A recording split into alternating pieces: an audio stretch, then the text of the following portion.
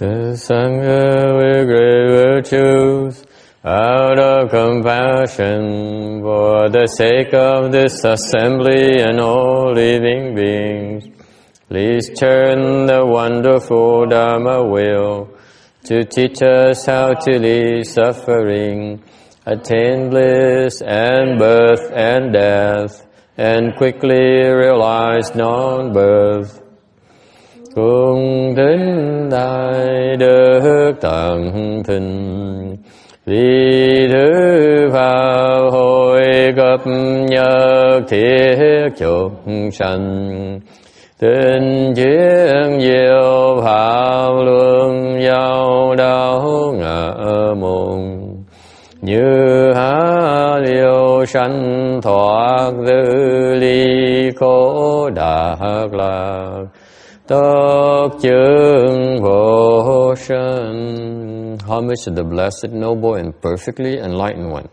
Homage to the blessed, noble, and perfectly enlightened one. Namo Saranto Suche Doye Olahudi San Miao Samputo Xie.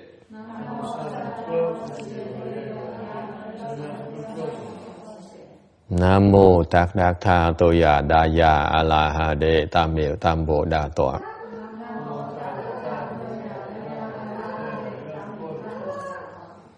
The unsurpassed, profound, subtle, and wonderful Dharma in 100,000 million aeons is difficult to encounter. Now that I've come to receive and hold it within my sight and hearing, I vow to fathom the thus come one's true and actual meaning. Wu shang sheng sheng wei miao fa bai jian wan jie nan zao yu. 我今见闻得受持，愿解如来真实义。O Buddhas and Bodhisattvas, Venerable Shenhua, Venerable Bhikshunis, all good no advisors in Amitabha. 诸佛菩萨、师父、上人、各位比丘尼、各位善知识，阿弥陀佛。Chư Phật Bồ Tát, kính thưa Hòa Thượng Kiên Hóa, kính thưa quý sư cô và quý vị thiện tri thức A Di Đà Phật.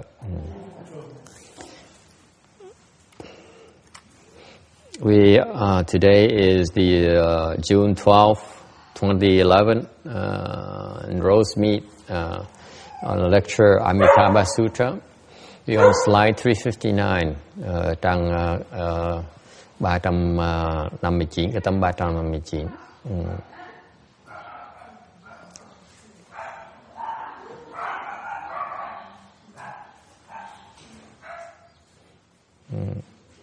Okay, so we started talking about non-retreating. Why, what's the big deal of non-retreating? When you cultivate, you experience regression for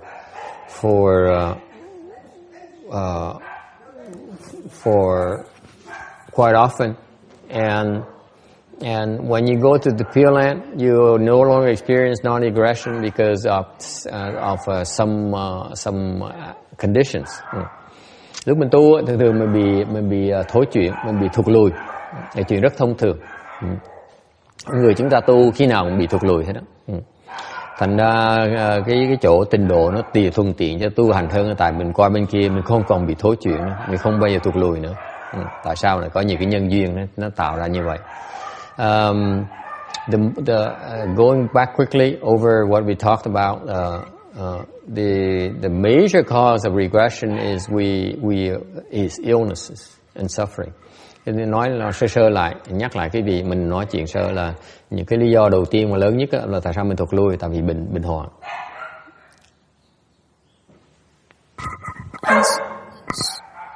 所以我们现在讲到这个五五退的缘故。第一个缘故就是五根苦缠故最大的原因。You have to be careful because the one thing that manifests, the kind of obstruction manifests frequently is the fact that when you start cultivating Mahayana, Quite often people become ill. Cái chuyện quý vị thông thường lắm. Quý vị thường những người bắt đầu tu đại thừa đó, pháp môn đại thừa, nhiều người bị bệnh, rất thông thường. Okay. Bị bệnh rất nặng, bệnh rất là nặng. Not only are they ill, but they also ill with pretty heavy illnesses, heavy duty illnesses. 所以很多人开始修行的时候，修行大乘佛教说就会开始生病，生很严重的病。Yes. Well, why is that? Why is that? Because of the nature of obstruction. They will stop you dead in your tracks. You cannot cultivate. Okay. Cái bệnh nó làm chúng ta bị cản lại, mình tu không được nữa. Hả? Thì cái chướng ngại mình, cái trở ngại mình, nó không cho mình tu. The nature of illnesses is that they prevent you from cultivating. Period. Physically cultivate. For example, if you run out of money, you can go and ask for money. But when you're sick, what can you do? There's nothing you can do except lie there and wait to die. 法师就说，那个生病就是可以，就是让你没有办法身体力行，没有办法修行这样子。Cái chướng ngại bệnh nó đài chướng ngại là tại vì khi mình bệnh mình không làm gì được hết á, mình chịu trận thôi. Dạ mình hết tiền mà còn đi xin tiền được, đi quyên tiền được, còn mình bệnh á, làm gì bây giờ? Ngồi đó chịu trận thôi, uống thuốc thôi, chịu trận thôi. Okay. And that's why you don't realize, this is why the Chinese wisdom is pretty good. Before they cultivate, they plant a lot of blessings. Yeah. Thành ra cái người Trung Hoa, cái truyền thống người Trung Hoa, người ta có cái truyền thống rất là hay. Trước khi người ta xuất gia, ta trồng rất nhiều phước. Ta không dạy xuất gia đâu. The Chinese, when I went to Taiwan, they told me, they said, I go to the temple and work for 2 years, 5 years before I leave the home life. Có những người Trung Hoa ta khôn lắm. Trước khi ta xuất gia, lúc tôi qua Đài Loan, ta nói, nhiều người nói tôi như vậy đó. Ta vào chùa, ta làm việc cho chùa 2 năm, 5 năm trước khi mình xuất gia, để tích trữ cái phước để mà tu, so that they can accrue blessings, so that they can cultivate. See, the Westerners don't seem to understand. They say, I leave the home life. Oh, you should be so honored. I leave the home life. Yeah, right. Cái người mà lúc mà tôi xuất gia, tôi không hiểu cái chuyện này. Tôi nghĩ là mình là ngon lành, mình vào xuất gia là mấy chùa mừng chết, mà mình là dân ngon lành mà vào chùa là mình làm ơn cho chùa. I thought I was so hot. I'm educated and I have all these requirements. I'm certainly a lot more qualified than a lot of people, at least in my mind. And so for me to live the home life is I'm honoring, I'm doing a favor to the temple. And I didn't realize I had all kinds of obstructions. Lúc mà vào tu mới khám phá mình bị nhiều chướng ngại dễ sợ.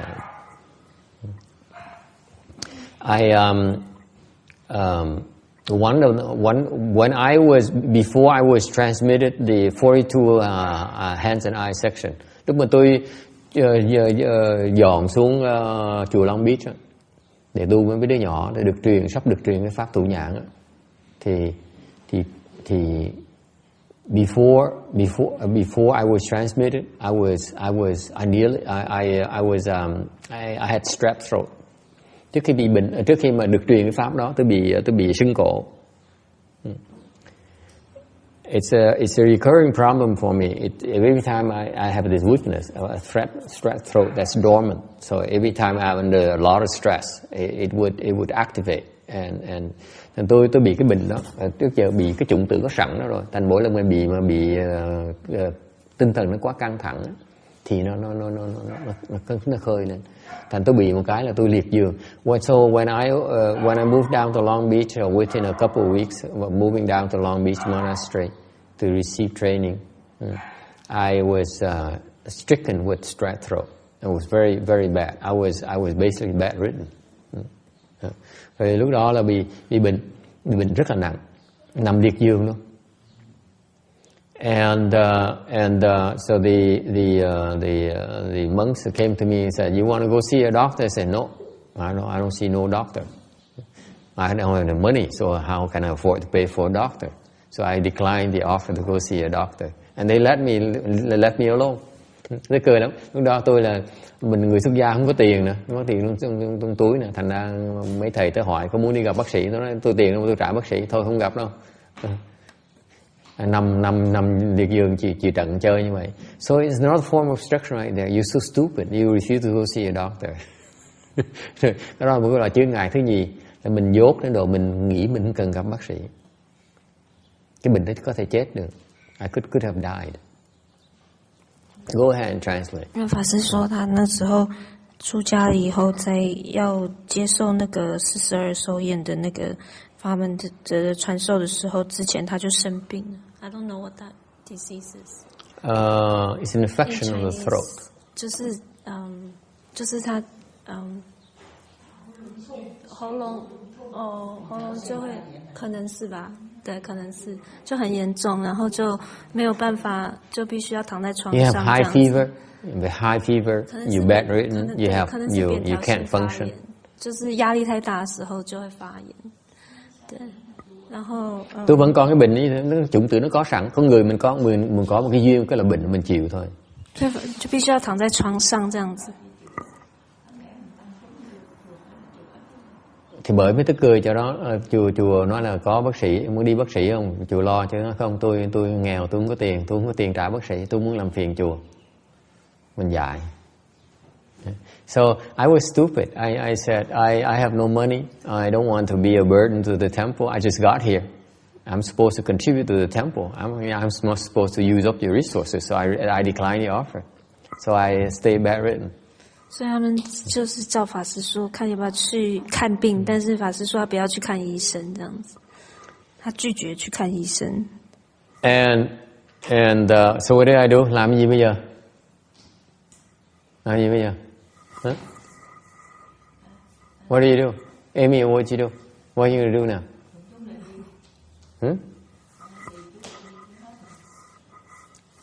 I recited in Tabecho. Tùng chú Đại Bi. Mà lúc đó bị sốt miên man nữa. I was in a high fever. Lúc đó sốt mê man.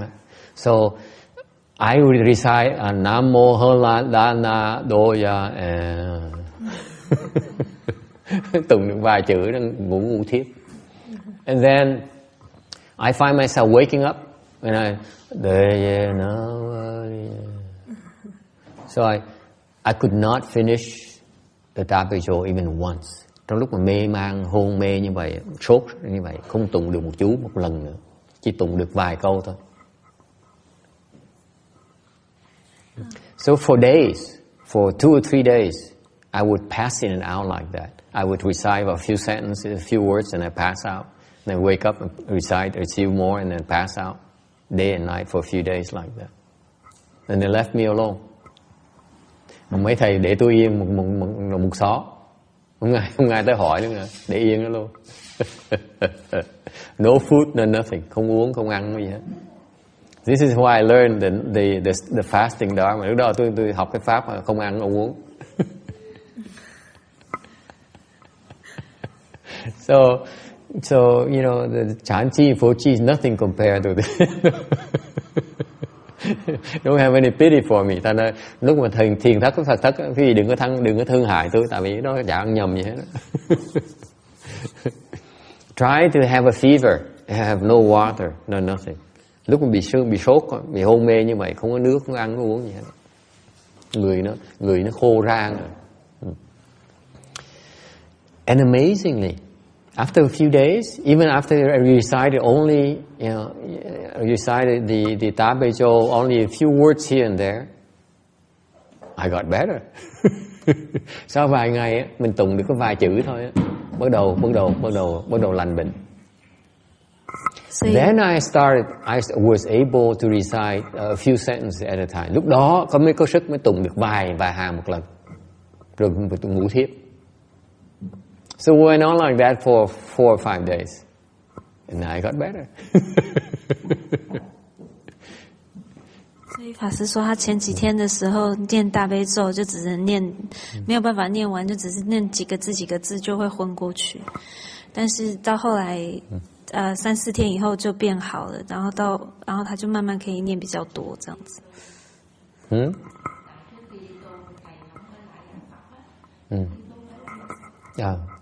So I was ill prepared. My point is I was ill prepared to lead the home life.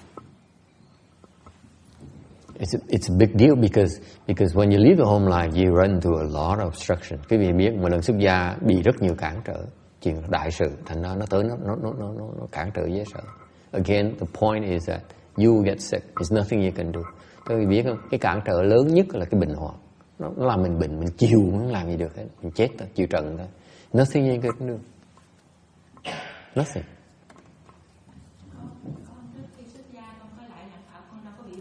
Yeah. Xuất gia tôi đâu có bị bệnh đâu. Lúc mà tôi được truyền đại pháp mới bị bệnh, không cho tu. See, when I left the home life, I wasn't sick. It's only why before I was transmitted this 42 hands and eyes Dharma. That's why I got sick, very, very sick. Lúc mà được truyền đại pháp, trước khi được truyền đại pháp, sắp được truyền đại pháp, nó chặn lại, nó không cho. I could have died. Tôi có thể chết. Bữa đó là tại vì làm bậy, tại vì bệnh như vậy không đi khám bác sĩ để chuyện điên rồ. It's rather stupid for you to be sick that sick and not have high fever and not go see a doctor. It's completely stupid. And somehow I survived. May mắn mà sống sót được. Tại vì có một cái it happened, another monk at the CTTB was sick, and the CTTB was so cold that they moved him to a Berlin game, and he also refused to go see a doctor. He died. Thành cũng có chuyện tương tự như vậy. Có một thầy bị bệnh Phạm Văn Thành á, xong rồi đó lạnh quá, thành họ phải dời tới Berlin game á, San Francisco, nó ấm hơn một tí. Tới đó cũng không chịu đi khám bác sĩ, ông đã chết. Yes. I hope you're not recommending that as a course of action just because you like that. No, I don't. It's rather unwise to do that. In fact, it is my belief that every person has a destiny, and but there's no excuse for not taking precautions and doing the proper thing. Okay. But the mindset, I'm telling you the story for two reasons. Number one, to remind you that the obstruction comes, when the obstruction come in the form of illnesses, there's nothing you can do. That's why it listed number one. This is why you go to the Pureland, you no longer have illnesses. Tôi nhắc cái gì tại vì có hai cái lý do. Lý do thứ nhất là nói cái vị biết là cái cản trở lớn nhất của cái việc tu hành mình là cái bệnh hoạn. Mình qua Tây phương cực lạc không còn bệnh hoạn nữa, không còn phải đi thay đầu gối hoặc là thay cái hông nữa. You don't need to go have hip replacement surgery anymore. Okay? Qua đó phải bắt đầu phải ngồi xếp bằng. Lúc mà bác qua đó phải ngồi xếp bằng, nhưng thì nào không có lý do nào không ngồi xếp bằng được nữa. You go to the Pureland, you have no more reason for not being able to sit in full lotus. Go ahead and translate. 所以法师说，这就是为什么生病是最大的一个障碍，因为你没有办法做任何的事情，然后所以你到了西方极乐世界的话，就没有病痛，没有病苦缠身这样子。And you have to remember, I left the home life. I worked at the CTTB for 1 year, for 10 months, before I moved to Long Beach to receive the transmission of the Tantric Dharma, secret Dharma. So I accrued my blessings already. And still before I received that transmission, I was stopped. Quý vị phải hiểu nhớ rằng cái lúc mà tôi xuất gia xong 10 tháng đầu tiên là tôi làm việc ở Vạn Bậc Thành, làm việc rất là đắc lực. 法师说他出家了以后，还是在 CTTB 工作了1年，然后才到 Long Beach 去接受传授这个法门。但是他还是在传授之前，他还是受到那个障碍。Như rồi sau 10 tháng rồi, đến lúc mà tới sắp mà được thọ cái pháp mật tông đó rồi, thì nó chặn lại, nó không cho, nó phá ngay lập tức. I was stopped in my tracks. when I went to Long Beach to receive the transmission. So number two is that so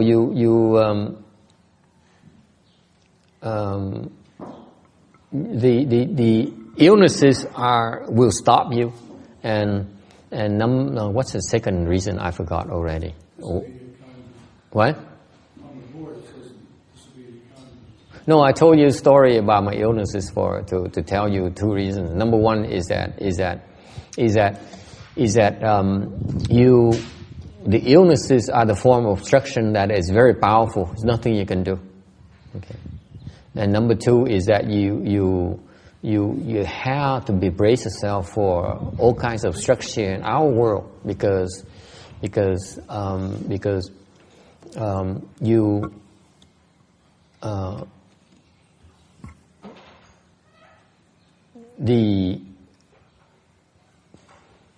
the heavier duty dharma's transmission will come with a very high price for you. 所以法师说，第一点就是说，生病是非常大的一个障碍，因为你没有办法做任何事情。再来第二点就是说，你如果想要接受这个法门的传授的话，它其实是有代价的，所以你要准备接受这种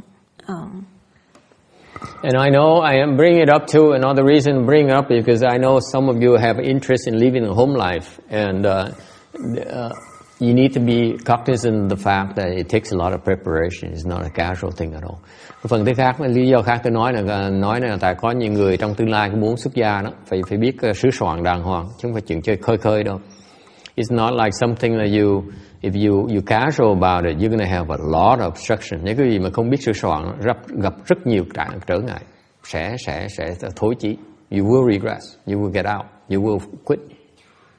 法师就说，我讲这个是因为我知道你们有很多人有这个意思想要出家，那你们不能就是觉得很随便就可以做这件事情，因为你要不然的话你会很容易就会有业障，然后就放弃这样子。There's a dharma to prepare for it. There's a dharma that you need to do after you leave the home life. Okay. Có cái pháp để quý vị sửa soạn trước khi xuất gia, có cái pháp khi quý vị xuất gia rồi, có cái pháp để tu để mà sửa soạn, để mà được thọ pháp, để mà tu nữa. So you need there's a dharma for you to prepare after you leave the home life to prepare to receive the dharma transmission. 所以说那边是有一个法，是你出家以后你要准备要修的。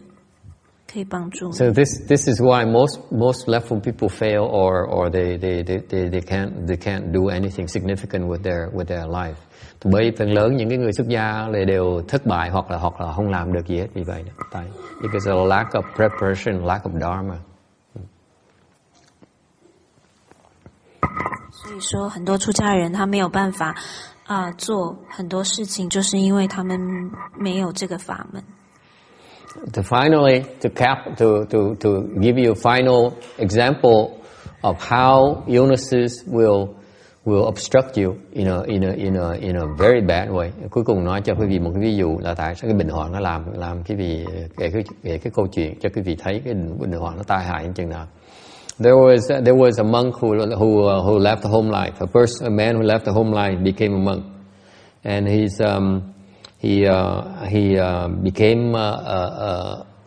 became a monk, and he asked permission from his teacher. He said, "Teacher, I love to meditate, so please allow me to go into seclusion."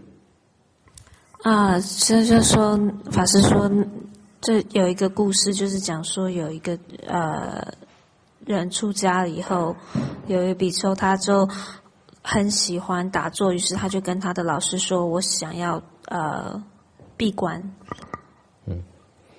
Thì cái vị thầy mà tới xin sư phụ nó là sư phụ con rất thích ngồi thiền, thành yêu cầu thầy cho con ngồi thiền, đi nhập thất ngồi thiền thôi. Con muốn làm vậy con. I don't care for anything. I don't care for money. I don't care for temple. I don't care for disciples. I don't care for fame.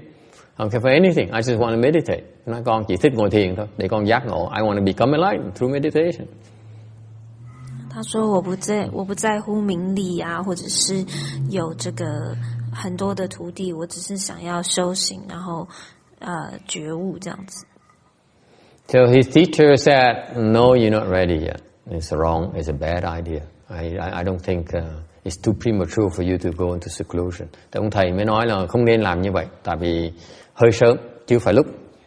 结果他老师说，对你来说还太早了。That's an example of number 2, no disobedient conduct. The teacher tells you something and you says, "Nah, I don't care. I do it my way." 所以这就是第二个无为行故的例子，就是你的老师跟你说不要这样子做，但是你不听。Okay? Thầy nói mà đứng ngược lại thầy. Thầy nói con nên làm như vậy. Không được, thầy nói chuyện thầy với con tin chuyện con. So because it's my life, if I live the home life, I cultivate the way I see fit for me because I so this man here go into seclusion, and lo and behold, he was sick immediately. Thế ông này ông nghe lời thầy, là vô vi hạnh đó. Remember, no disobedient conduct right here. And so he went to seclusion, and immediately he got very sick. 所以这个人他就不管他还是闭关，结果很快他就生病了。Tại ông này ông kiếm cái am nhỏ nhỏ, ông trốn ở trong, ông xin phép ông xin ăn cơm nào đủ cơm để mà đủ đồ ăn để mà ngồi thiền thôi, chứ còn ông không xin gì hết đó. Thành ra ông trốn ngồi như vậy một cái là ông bệnh ngay lập tức. And he was sick. He was so sick. He couldn't meditate even. Bệnh đến độ mình thiền không nổi nữa luôn nữa. You think that when you're sick, you taught that you can meditate, you get well much better, much faster. And meditation couldn't help him. Quý vị biết không, mấy người mà tu thiền tông, ta nói mỗi lần bệnh nó phải ngồi thiền đi thì sẽ bệnh lẹ hơn, mà lành lẹ hơn. Okay? Tại ông này ông ngồi thiền không nổi luôn nữa. 这个人 cách nào ngồi thiền được ấy? 他病到连打坐都没有办法帮助他。And so he couldn't meditate, and it went on like that so he never could recover. Bệnh như vậy mà không có đủ sức tu, thành ra cái bệnh lên bệnh xuống. So he recovered and got better and he got sick again. He couldn't stay in seclusion at all. Thành ngồi đi vào thất không được nữa, không đủ sức để mà vào thất. 所以他就没有办法继续闭关修行了。And after a few years, vài năm sau phải bỏ cuộc.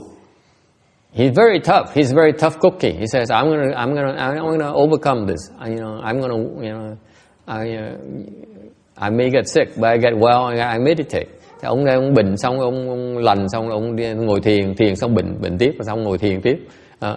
Cứ làm như vậy 3 năm trời, cuối cùng mới khám phá rằng là thiền không nổi nữa, không đi tới đâu hết. After 3 years, he realized he's made no progress in his meditation skills. So he gave up. Cuối cùng phải bỏ cuộc. 于是他就坚持了3年这样子，然后到3年以后，他就发现说，其实他也是没有办法，他都没有任何进步。So he went back, saw his teacher, and said, "You were right, after all." 所以他就回去跟他的师父说：“哦，你讲的没有错。” Sau ông mới trở về là gặp sư phụ, ông nói thầy cảm ơn sư phụ, sư phụ rất là đúng, con vào thất cũng được. So what do I do now? Mới hỏi thưa thầy bây giờ con làm gì bây giờ?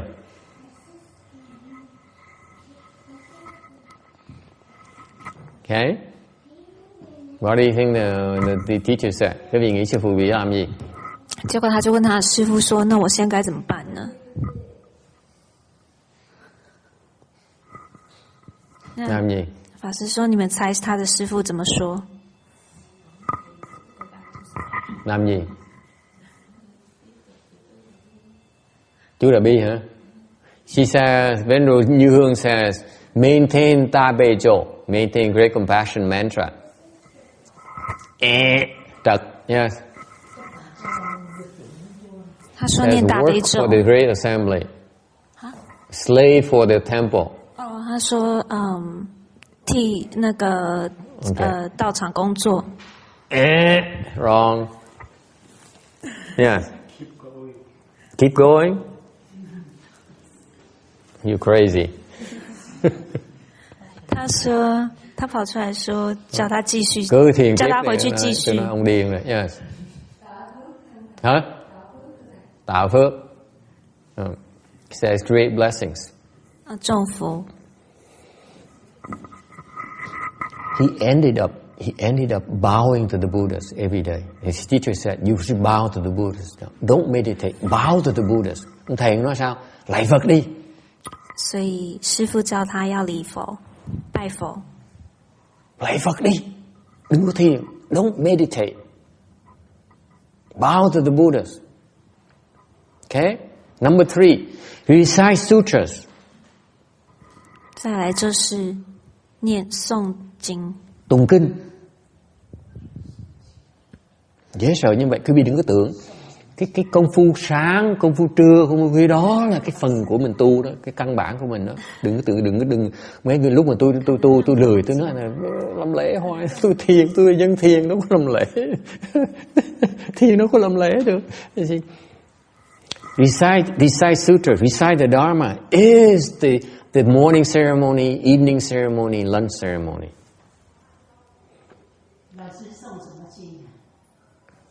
Nó chào cơ, quảng cơ. Ta mình đâu là基本 siêu sinh cái基本. Những công phu khuya, công phu sáng, công phu tối, công phu trưa, đó là những cái căn bản của cái tu luyện. Cái pháp mình dễ sợ lắm.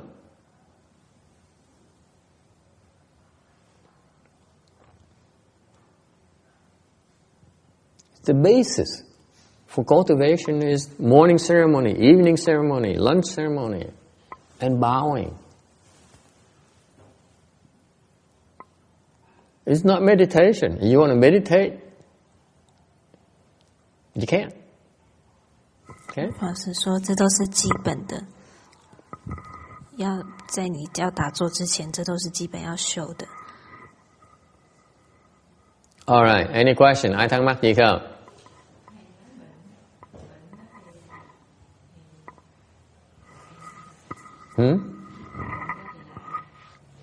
Mình lạy trước lạy thì sao bệnh được?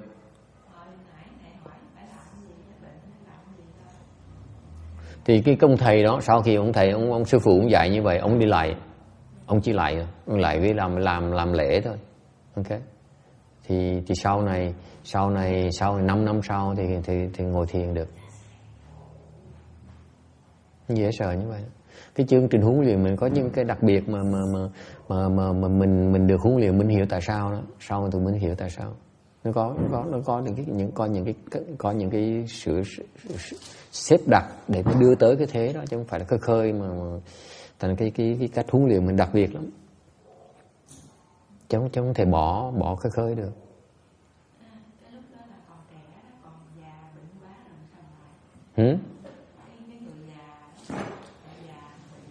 Mỗi người nó khác.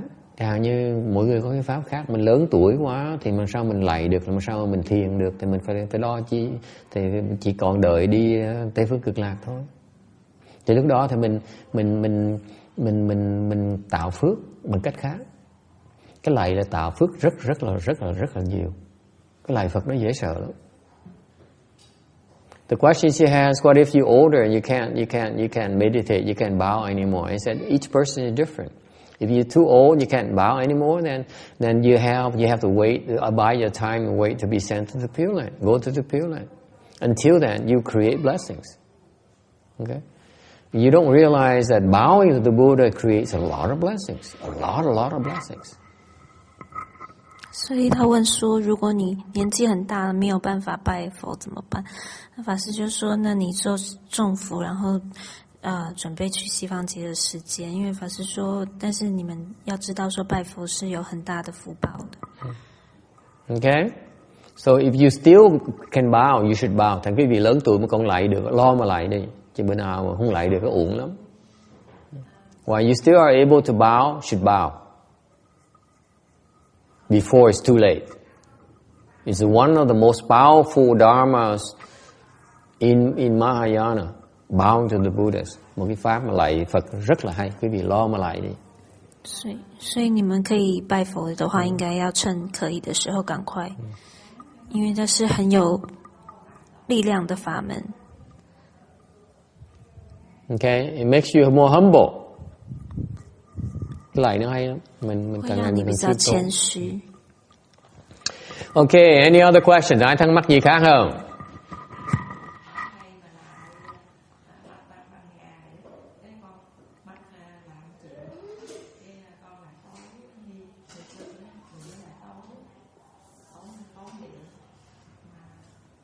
Thì lại trong bóng tối gì đâu, cần đâu lại đâu cần sáng đâu.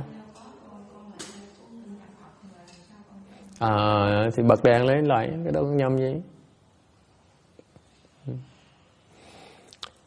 Number 4, often do good. What's the condition for to help you prevent retreating? Cái thứ tư là làm chuyện thiện. 第4个是常行善事。Okay.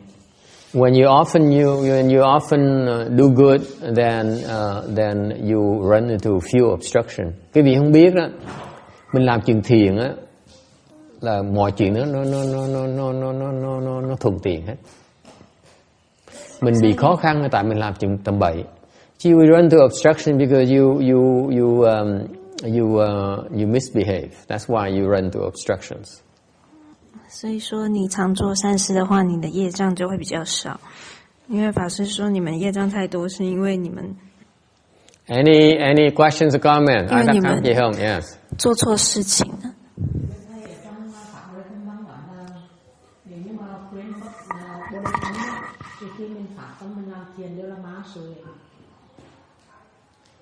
Mã sự gì? Tất cả cái mình làm việc thiền mình những cái bị chấp trước đó này. Cái bồ đề tâm mình quên mất cái bồ đề tâm của mình thì cả cái việc mình làm đều là mã sự.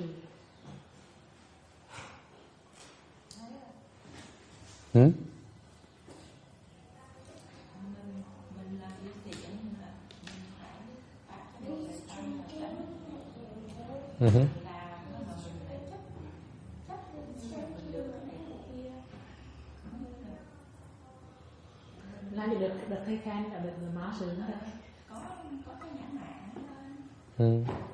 Thì cái đó đúng như điều cái này nó không có liên quan tới đây, tại ở đây mình ở Tây phương cực lạc rồi mà mình đã phát Bồ Đề tâm rồi mà. Đó đúng, người ta làm thiện, người ta có mà không phải vì cái để mà tìm cái phước lậu hữu lậu á, thì cái đó là cuối cùng sẽ lọt vào cái tụi ma. Cái đó đúng, người ta không biết chuyện đó. Bởi vậy cái trồng phước quan trọng, người ta không biết, phải giúp người ta trồng phước vì vậy đó.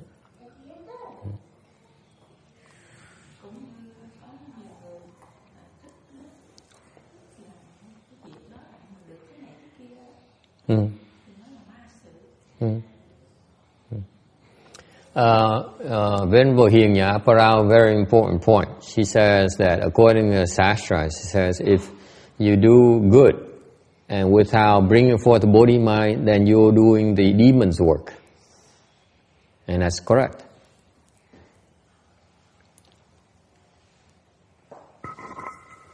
Siêu sanh, 不发菩提心，就是做魔事。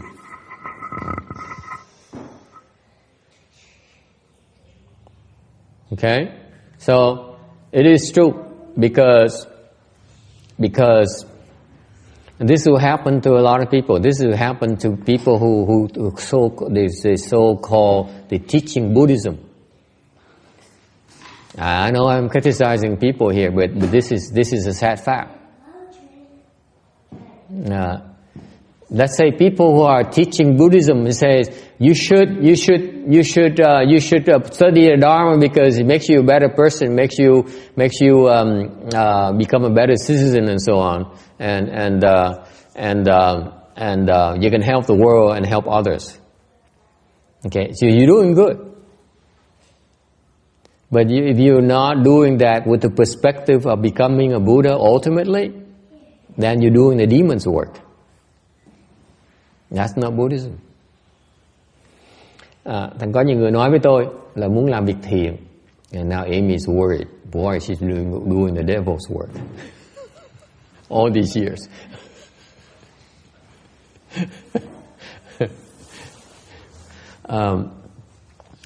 Có người nói với tôi muốn giảng pháp, tôi muốn dạy pháp, tôi muốn giúp người khác tu, tôi muốn giúp đỡ người khác, đem cái pháp, Phật pháp tới giúp người khác. Thì cuộc đời có ý nghĩa hơn. Tôi nói người ta có nhiều người bên mấy cái tôn giáo khác, hay là mấy cái tuổi tiểu thừa, okay? Mấy cái nhóm tiểu thừa, mấy cái nhóm khác mà họ khuyên mình nên làm chuyện thiện, mình lo học pháp, mình lo ngồi thiền, mình lo mỉm cười. Mấy cái đó là cái pháp hữu lậu, ta làm chuyện của ma. Theo cái lời của cái làm cái đó phương pháp Bồ Đề Tâm á, làm chuyện của ma.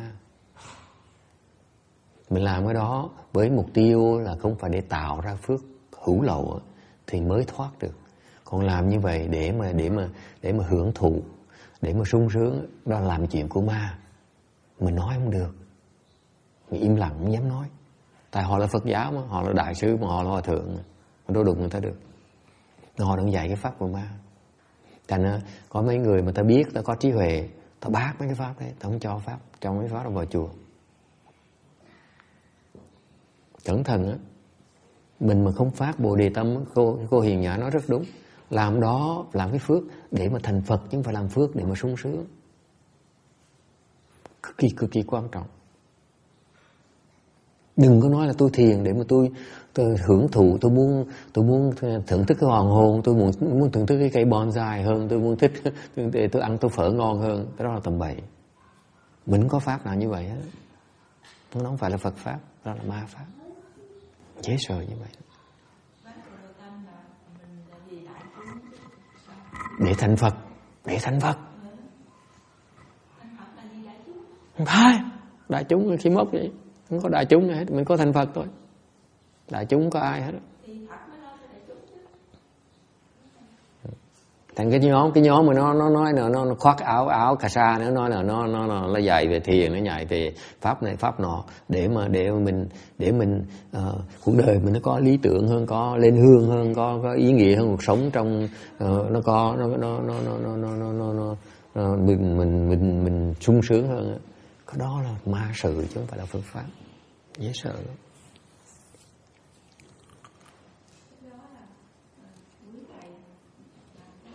Để mà họ chưa trở về cái thực tại, cái trước mắt mình á, có cái những cái cuộc đời nó hay mà không có mình cứ đang chui ở trong mấy cái chuyện làm việc đau khổ nhau, cái ý của họ là vậy đó. Như là trong gia đình đó, có hạnh phúc hay đó mà không tìm thấy được, mà để mình cho sâu xé với nhau trong gia đình, cái ý của họ. Không biết ý là không ý được. Cuối cùng cái lời bài pháp nó chỉ nói là chỉ biết, chỉ còn lo sống cho thực tế, sống cho cái sung sướng hơn thôi, chứ không có gì trong cái Bồ Đề Tâm ở trong đó nữa. Thì như vậy cái pháp là pháp của ma chứ không pháp của Phật nữa. Để cẩn thận cái chuyện đó. Mình cần biết, mình có thể bào chữa nó. Cái đó thì cái phương tiện để mà cuối cùng đưa tới cái Bồ Đề Tâm không có đâu. Cái pháp lúc giảng nó phải rõ ràng là việc làm mình đây để thành Phật, chứ không phải chuyện lát chắc kia làm cái gì. Phải rõ ràng như vậy. Cô đồng ý không? Chứ đâu có chuyện mà nói là mình nói tôi phương tiện tôi để mà tôi khuyến khích họ tu này nọ, xong cuối cùng này nọ, không có đâu. Thầy nói cái đó là công nhận, nhưng mà cái hướng của họ đó là muốn cho triển khai mình nó phải có cái tề gia, nghĩa là trong cái gia đình mà người trước mặt mình mà mình không có biết lo cái thì đưa cái hạnh phúc mà đi mình nói cái chuyện chi cho xa vời, cái ý của họ là muốn như vậy đó. Trở về có cái gắn bó ở trong gia đình tề gia rồi mới trị quốc với bình thiên hạ được. Ý của họ là muốn như vậy. Quý thầy mà muốn khơi dậy cái đó nó như vậy rồi mới đi vào đại chúng được đó. Đúng rồi. Bởi vì Phật đó thì lo hết cho đại chúng được, trong được, mà mình phải có quý thầy đã muốn có đưa một cái kim chỉ nam như vậy đó để mà đi vào đại chúng. Con thấy cái ý của họ là vậy đó. Thì đúng, có những phải rõ ràng, có những người trường hợp người ta nói chuyện thành Phật nói không được. Ok? Nói thành Phật nói không được. Tại vì họ chỉ lo cái thân của họ thôi. Họ nói bây giờ thân tôi bệnh hoạn, sao mà nói chuyện thành Phật với tôi làm cái gì? Thân tôi đang đói, tôi muốn kiếm miếng để mà no, tôi không có tiền, tôi nuôi cho con cái rồi sao nói chuyện thành Phật với tôi được, đúng không? Cái đó đúng. Thành mình có những cái phương tiện tạm thời để giúp cho họ thôi. Ok. Nhưng đều á, cái pháp đó không phải là cái pháp chính, phải nói rõ ràng như vậy. Ok.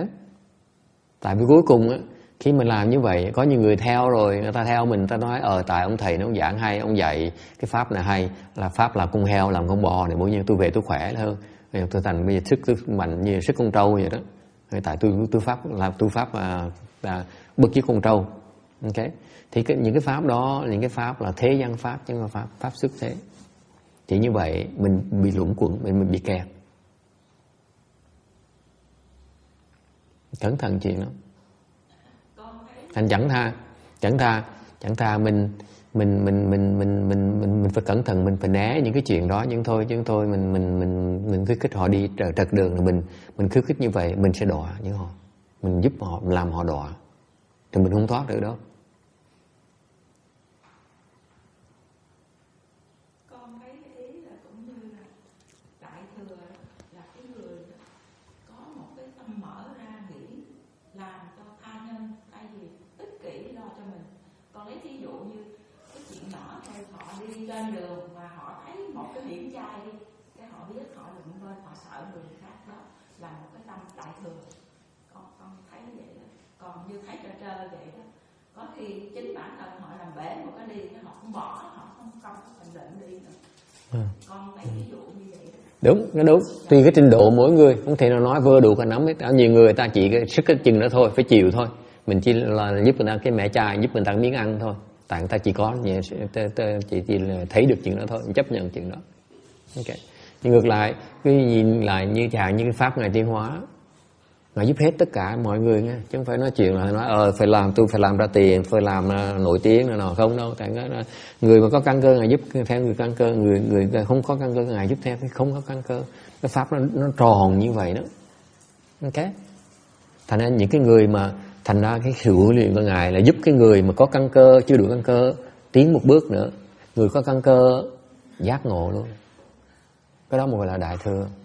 Chứ không thể nói riêng một mình. Okay. Không thể nói là tôi bây giờ tôi phải chuyên môn những người phương tiện thôi, tại vì họ không đủ sức. Cái đâu phải là đại thừa, đúng không? Tầm bậy, đó pháp tầm bậy. Yes. English. I'm trying to persuade the bhikshuni here.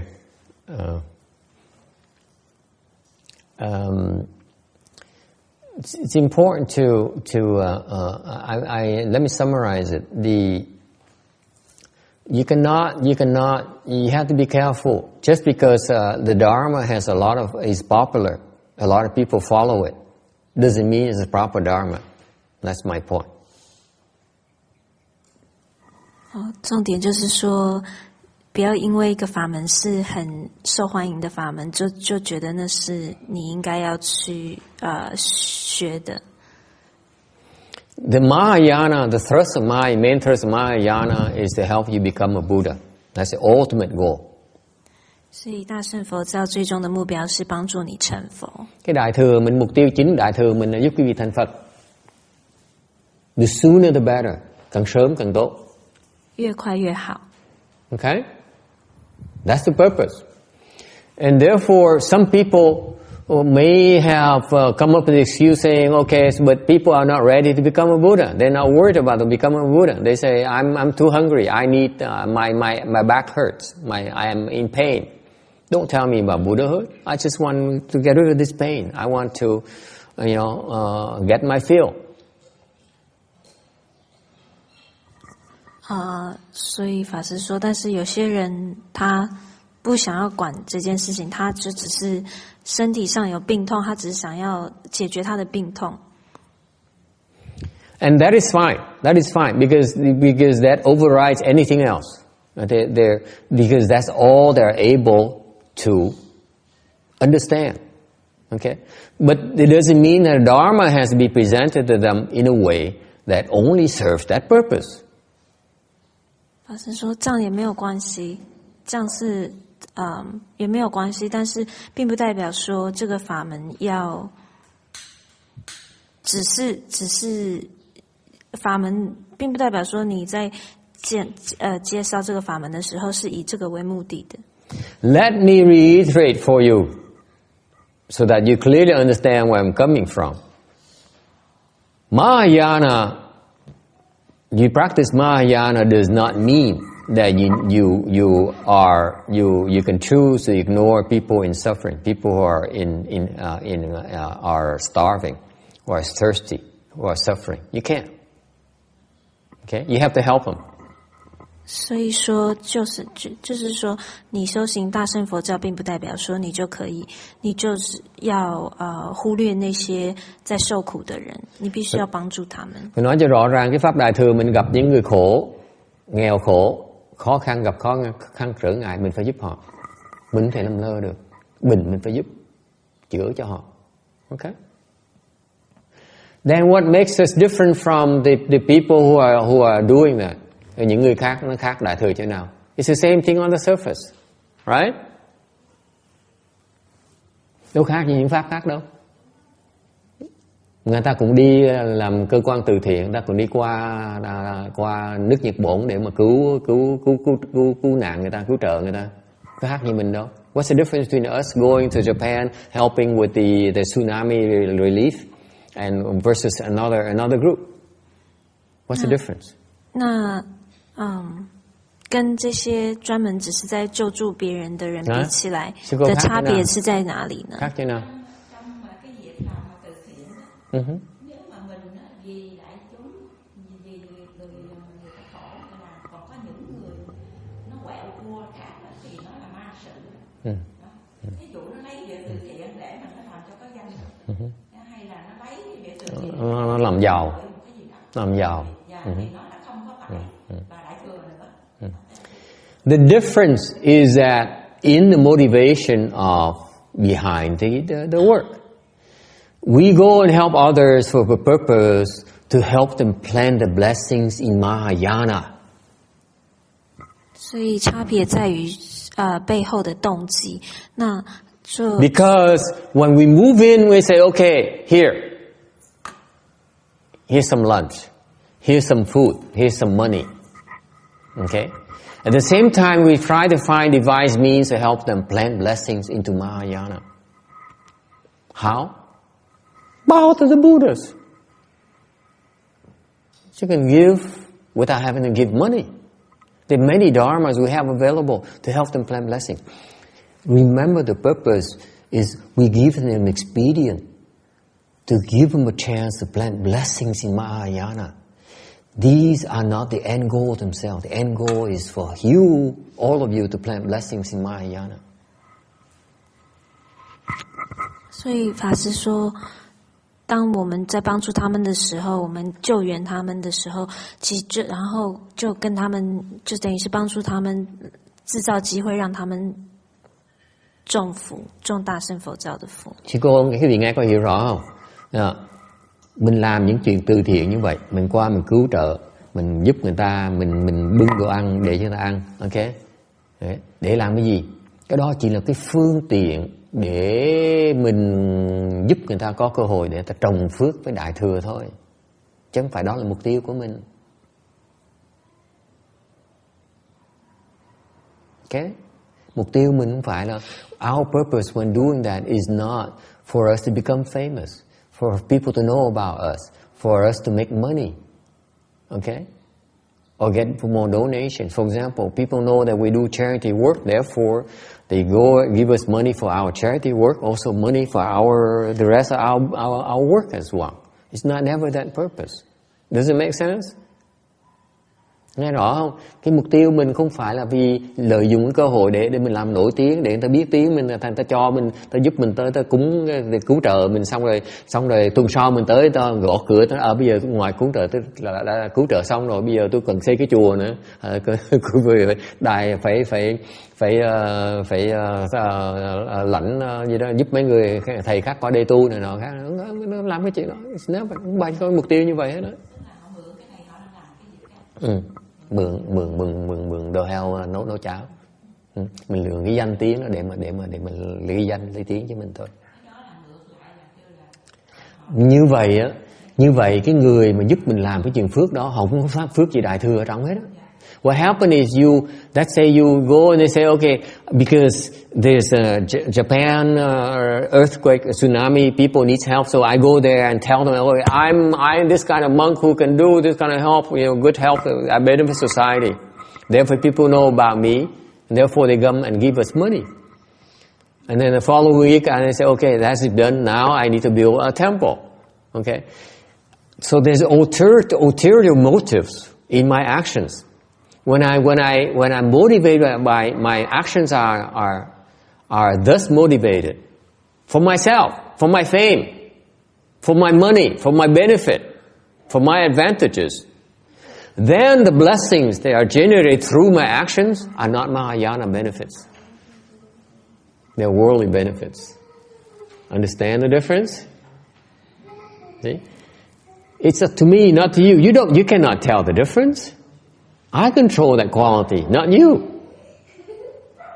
On the surface, it's the same to you. Agree? You cannot tell the difference.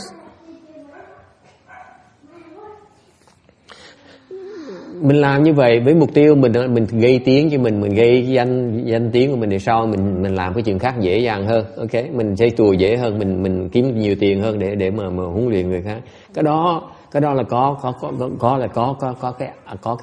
cái mưu mô ở trong cái đó không phải là đại thừa.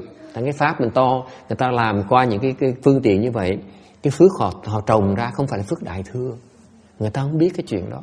Mình chủ động cái đó, mình làm đúng, người ta trồng được pháp đại thừa. Mình làm trật vì cái tham, cái sân si của mình á, người ta không có pháp đại thừa. Cái đó gọi là ma sự. Không cần biết là cuối cùng vì cái chùa là cuối cùng tôi chết rồi tôi cũng để lại cho Phật giáo này, cái đó nó không quan trọng. Cái phước mà họ tạo ra không phải là phước đại thừa, không phải phước để phước xuất thế, là họ chết, cái đó là ma sự. Cái chùa chỉ là một cái phương tiện mà họ biến thành cái cố gắng, họ thành cái business mà con thấy ở trên cái xứ Mỹ này. 10 năm sau ta cũng như vậy. 10 năm sau tôi nói tôi tạm thời tôi làm này để tôi xây chùa, tôi kiếm tiền, tôi nuôi chúng, tôi nuôi tăng, tôi xây chùa này nọ. 10 năm sau họ cũng cần vẫn làm phương tiện như thường để mà xây chùa, để mà nuôi chúng, để mà nuôi tăng. Không có cái phương tiện nào như vậy. Ngay lúc bước đầu phải là như vậy. Bước đầu là không được làm vậy rồi. Đừng có nói chuyện mình tạm thời, mình phương tiện mình làm tạm thời. Let me tell you, a lot of monks and nuns make that mistake. They say, this is an expedient. I'm creating this dharma here. Let's say, okay, so that people can have a chance to come and know more about Buddhism, and I make money of it. And I build a temple. I train people. Okay, so that down the road, Buddhism becomes stronger. More people know about Buddhism. They know about the demons Buddhism, not the true Buddhism. Because after 20 years, they still up to the same thing. Oh, this is only expedient because eventually, when I die, my money goes to Buddhism. I'm not taking it with me. You see? If you start from the wrong, from the outset, you start off the wrong foot. You say, okay, I'm doing this as an expedient because I need to build fame for myself or make money for myself so that I can have more assets to build Buddhism. Okay, that is a demon's work. It has nothing to do with Buddhism. Why not? Because you are not helping people create Mahayana blessings. Right from the outset, In 20 years, you are not helping to create blessings either. You're not helping anyone. You're only helping the demon's cause. You can clothe it under whatever cloak you want. How are you not helping them planting blessings if they're giving to? They're giving to the wrong causes. So they won't. So that means that whatever they gave won't translate to their blessings to Mahayana. Not all of it. They have some, but not as much as they think they have. Because it gets distorted. They thought they're giving to Buddhism. Eventually they say, okay, maybe I'm contributing to having a good time. Or I'm contributing to building a temple so that, I become your master becomes more famous. I have more following. It has nothing to do with Buddhism. You contributing to me.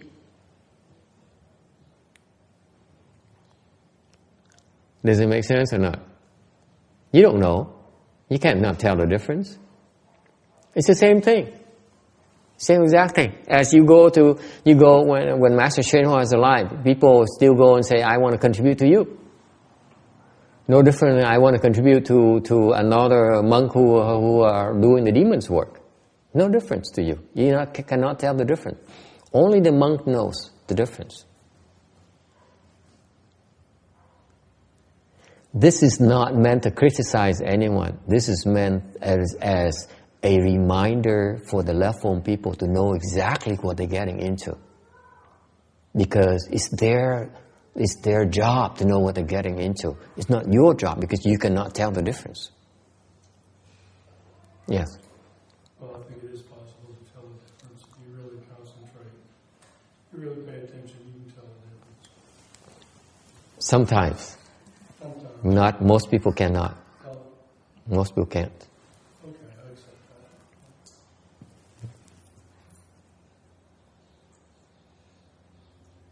Con thấy cái chữ ma sự đó là nó không có thành tựu Phật sự, chứ không phải là ma người. Ở trong kinh Bát Nhã có nói Bồ Tát mà không làm ma sự mà không có hòa hiệp nó thành ma sự đó. Có chưa hiểu chữ ma sự, từ từ sẽ hiểu. Có chưa hiểu chữ ma sự, từ từ sẽ hiểu. Đừng suy nghĩ nhiều. Đó là ma sự. Ma sự thiệt. Chuyện của ma thiệt. Chuyện của ma. Yeah. Con thưa thầy, mình hơi dông dài một chút. Kính thưa thầy, con có gặp cái trường hợp như thế để con muốn thưa thầy là con phải cái này là trong Phật Đại Thừa không? Con có biết một số Phật tử ở bên này đó khi họ qua Việt Nam và gặp con để họ tu pháp khi, nhưng mà thỉnh thoảng họ làm rất là nhiều việc, như là họ giúp cho những người trẻ em bị chất độc màu da cam, bị tật nguyền, rồi những người mà nghèo mà chết mà họ cho tiền để mua ho, thì cái việc làm của họ đã trong Phật Đại Thừa chưa? Chưa. Mà chỉ trong phước thôi, chứ không phải phước Đại Thừa. Question she has is that in Vietnam she ran into a lot of Taiwanese people who go to Vietnam and help out. Let's say donated money to help people help lepers or help orphans and so on. And the question she has is that planting Mahayana blessings? Why do you shake your head? I shook my head, but you don't have to shake your head.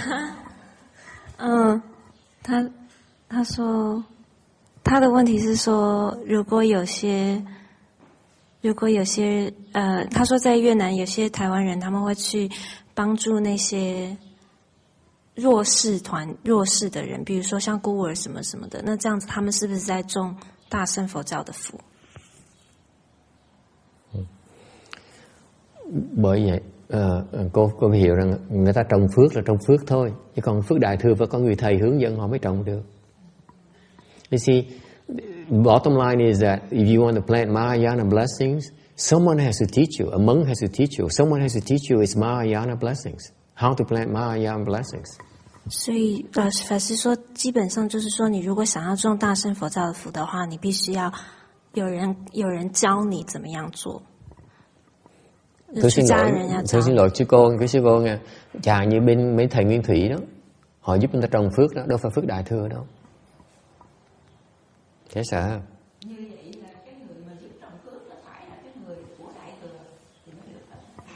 Phải có người biết hướng dẫn ta trồng với đại thừa, chứ không phải cần phải người đại thừa. Ví dụ họ là Thiên Chúa đi mà bây giờ họ biết có đại thừa, họ tu pháp Thiên Chúa thì họ họ nói cho hàng người Thiên Chúa, nói bây giờ cúng cho nhà thờ 1 triệu đi, ok? Xong rồi ông Tiên Hóa đó, nghe nói ông giỏi lắm, ông là bạn thân của Đức Giáo Hoàng, rồi bây giờ cúng cho Đức Giáo Hoàng 1 triệu thì tới ông Tiên Hóa cúng 1 đồng đi, đó là pháp đại thừa, đó là cái phước đại thừa, 1 đồng thôi. Có người giỡn đúng chỗ cái ông Tiên Hóa cúng 1 đồng thôi là mình dễ sợ lắm. Chấp cho tụi nó lấy 1 triệu, cho nó lấy 10 triệu, đều nói tới cúng 1 đồng với ông Tiên Hóa. Là pháp đại thừa, phước đại thừa, lớn không thể tưởng được. 1 xu đó thôi, 1 đồng nữa thôi, nó hưởng mà nó giác ngộ được. Phải có người tu đại thừa mình mới trồng được. Bởi vì mình hả? Con đồng ý với thầy. Vì con nghĩ rằng như thầy dạy đại thừa ở trong mỗi người đều có cái đại thừa là cội sẽ lớn. Thì khi mà cái việc làm của mình, cái tạo phước của mình mà vì không vì mình, cũng giống như mình thường hay nói là cái phước vô lậu, thì khi tạo cái phước vô lậu là phước đại thừa. Còn cái trong nghĩ cũng dương hoặc là trong phước với một cái vị tăng và đã chứng quả thì cái phước nó khác được thế. Chứ còn khi mà cái phước đại thừa, nếu mình hay dùng Đức Phật còn nói tiểu thừa và đại thừa, thì con nghĩ tiểu thừa là nhỏ, còn đại thừa là cổ sẽ lớn. Thì khi làm một việc làm với cái tâm vô lậu thì là đã trong phước đại thừa rồi, sao thầy nói mà? This woman is becoming more daring every day. Now she dares contradict me in public.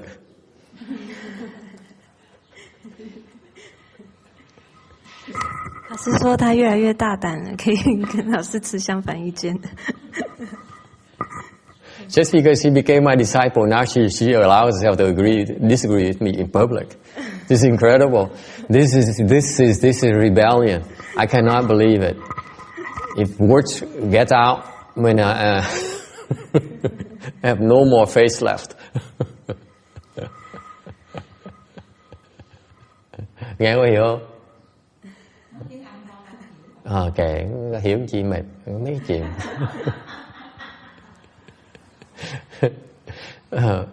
Cô hoàn toàn đúng. She's so right.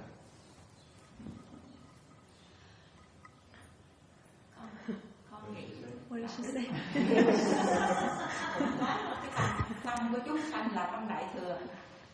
Đúng. Không phải là cái nhân vật đó có tu đại thừa mới là đại thừa. Tất cả chúng sanh đều là có cái tâm đại thừa. Đúng. Để tâm có. Đúng. Nhưng điều phải hiểu rằng nó ngầm. Ý tôi nói là cái người mà không có sự phân biệt giữa tiểu thừa với đại thừa đó. Mặc dù trong cái tiểu thừa nó có đại thừa ở trong á, nó có sẵn rồi, nó không chạy đâu hết á. Nhưng chính vì cái người ta không rõ ràng cái sự tiểu thừa với đại thừa đó, thành ra bị cái đại thừa nó bị lu mờ đi, nó bị giấu đi, không thấy được. Chứ đâu phải không có đâu. Trong ma nó cũng có đại thừa nữa chứ, nói chuyện tiểu thừa nữa. Tôi không nói thôi đấy chứ. Mình đừng nói chuyện đi đường tắt đi cho nó lẹ, đúng không? Như vậy nói đương nhiên mình trồng, mình làm cái chuyện bố thí, mình cho con chó một cái miếng ăn là mình trồng pháp đại thừa, đâu phải không pháp tiểu thừa được. Nếu cái pháp cái loại cái phước đó nó yếu quá đi. Cái ý tôi nói là mình phải chọn cái chỗ mà cái gốc của đại thừa, mà cái phước mình nó cái giá trị nó cao hơn. Ý tôi nói như vậy chứ đâu phải không có đâu. Sao không có được? Trong tất cả cái đại thừa nó có tất cả, trong cái ma đó đại thừa đầy hết á. Tôi nói thẳng cái gì luôn á. Mình mà có khởi lên phân biệt nó là tiểu rồi, mới có ra đại với tiểu.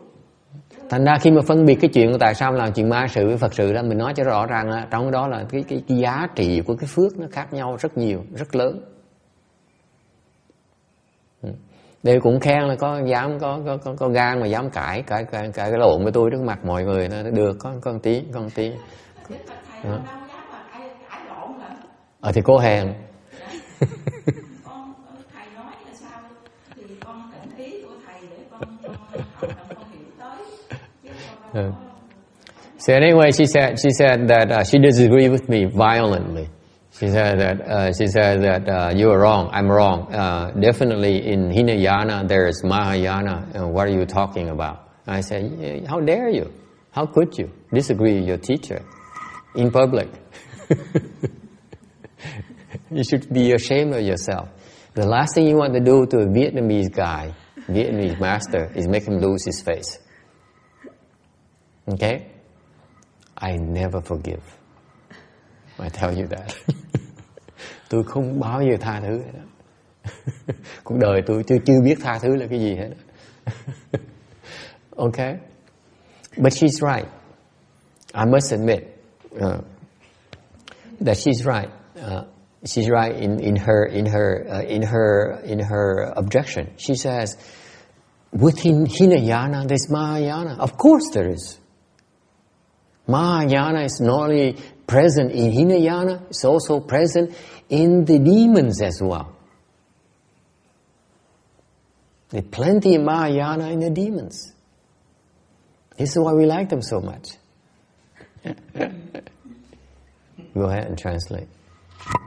他说他持的相反意见，就是说他觉得小乘佛教里面也是有大乘的精神，大乘佛教的精神。然后法师就说，对，他说，而且我同意这一点，而且不但在小乘佛教里面也有在魔式里面也是有。What we're talking about is the quality of Mahayana blessings, not whether it's present or not. The Mahayana blessings are present in the demons, but they're very low quality. Mahayana also present in Hinayana, but it's not that great quality. It's much better quality Mahayana blessings when you go to places like the DRBA. No doubt about it. That's my point. Okay. Are you going to embarrass me now? No, I'm not going to. Okay, good. There's so much I can take per day. Mahayana blessings present in Christianity and Judaism? Yes, everywhere. In fact, my teacher says, there's nothing that is not Mahayana. To tell you the truth, I see no difference whatsoever. I teach Hinayana, Mahayana because I want to teach you the clear delineation of where things are. But once you understand the clear delineation, there's no more delineation. Okay, think about it. 所以说，法师说重点是大乘佛教是存在在所有，在到处都存在的，但是重点是它的值，就是你种福的那个。Don't forget about the not forgiving part. Make sure you translate that. Make sure I want the Chinese understand it clearly. Now I don't forgive. 法师说，就是说他的那个，说他胆子很大，可以当在公共场合，不同意法师这样子，所以法师说他是不会他是没有办法原谅。I do not forgive. 法师说下次不要这样做，他不会原谅的。Just because I allow you to ask questions doesn't mean it's okay to embarrass me. 法师说就是虽然我让你们问问題，並不代表說你們可以讓我就是不給我面子這樣。Mà tôi nói cho rõ ràng cái việc, tại vì tôi cho phép quý vị hỏi câu hỏi không có gì quý vị có thể làm tôi mất mặt. Yes. Okay.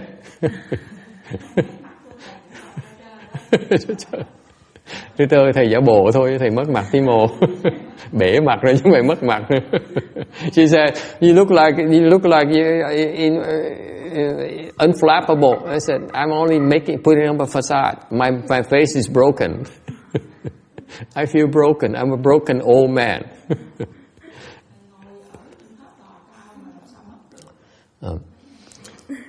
But anyway, in Mahayana is everywhere. It's no discrimination. I discriminate to help you be more careful in your actions. You have to discriminate. Quý vị, tôi giảng quý vị cái sự phân biệt đã, quý vị phải cần có cái sự phân biệt bây giờ, tâm quý vị cái tâm phân biệt. When your mind no longer discriminates, then I talk differently. Khi mà tâm quý vị nó hết phân biệt rồi, tôi không thèm nói đại thừa với tiểu thừa nữa. 法师说，大乘佛教是到处都是没有分别的，但是法师说他会分别他会分别大乘小乘，是因为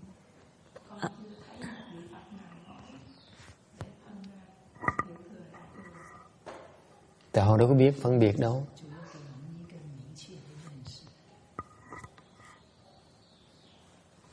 Cái đại thừa với tiểu thừa nó khác nhau nhiều lắm, khác rất là nhiều. 是因为我们还有分别心，所以 Okay, any other question? Ai thắc mắc gì khác không? Yes. All right, I don't know how we got to non-forgiving part, but the demons work. Okay, so therefore, what the point I'm trying to make is that it is the Sangha's responsibility to make sure that we do things that will help you plant your blessings, maximize your blessings. Tôi nói tóm lại, cái nhiệm vụ của người xuất gia đó, bổn phận của họ là làm cái hành động, có một cái hành động để giúp cho Phật tử, những người xung quanh họ, người tới chùa đó, có cơ hội để trồng phát cái đại thừa. Mà càng tốt, càng cao càng tốt, càng nhiều càng tốt. Đó là bổn phận của chúng ta. Chứ không phải bổn phận chúng ta không phải là chúng ta phải cần làm gì để mà nổi tiếng hay làm cho nhiều tiền hoặc là cái chùa cho lớn hoặc nhiều Phật tử. Đó không phải chuyện của chúng mình. Người xuất gia có những cái chuyện đó. Không thể nào nói tôi làm cái này tại vì tôi cần xây cái chùa, tôi làm cái này tạm thời để phương tiện để mà tôi có tiền để mà tu. Không bao giờ có cái hành động được như vậy hết đó. Không được, không cách nào, không thể nào mà đính chính được như vậy hết. Therefore, let me explain to you.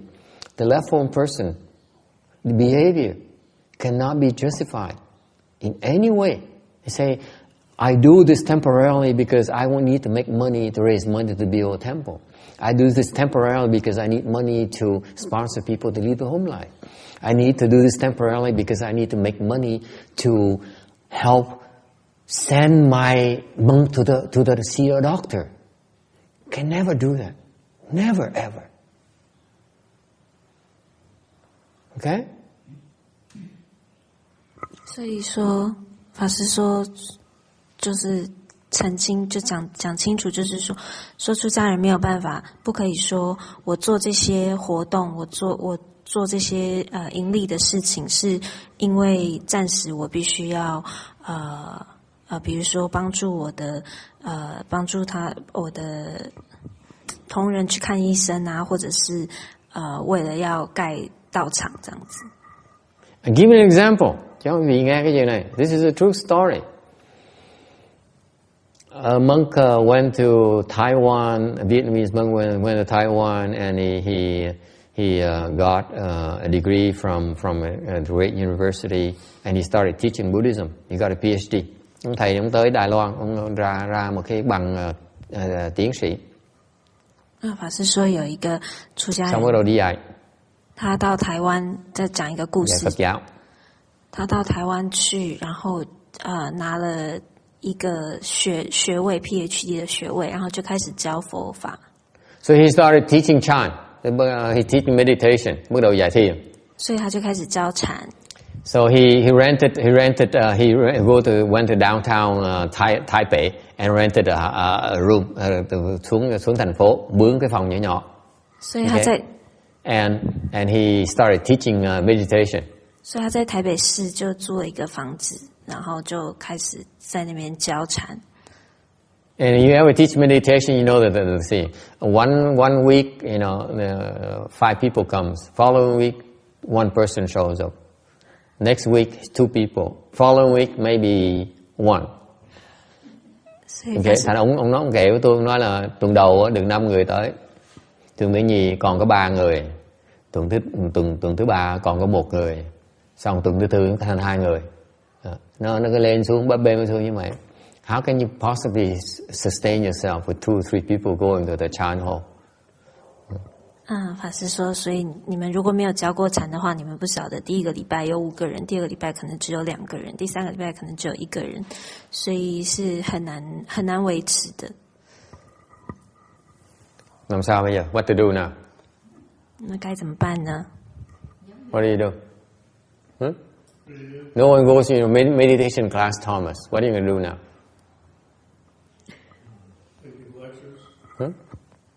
Lectures, same story. Ông nói đi giảng pháp cũng như vậy luôn nè, 5 người, 3 người, 1 người, 2 người. Same thing here, every week. I speak from experience. I see this every weekend as well.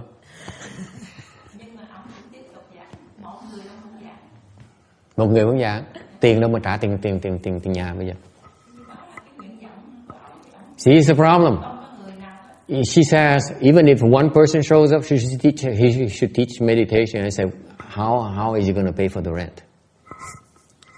他就说，就算有1个人来上课，你也要继续教啊。那法师说，那你怎么付那个房租呢？Janice, what are you going to do?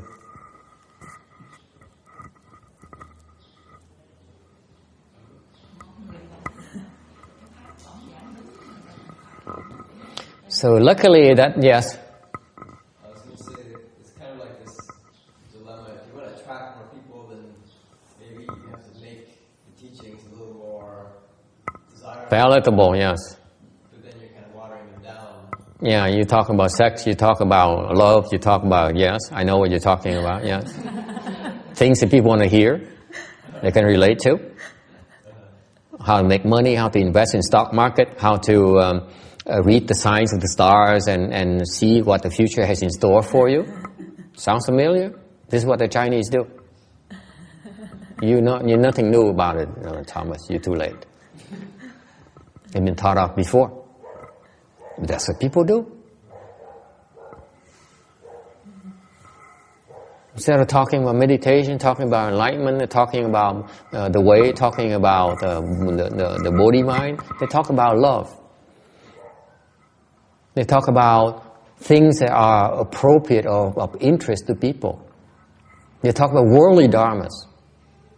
Okay? That's how you draw more people. What for?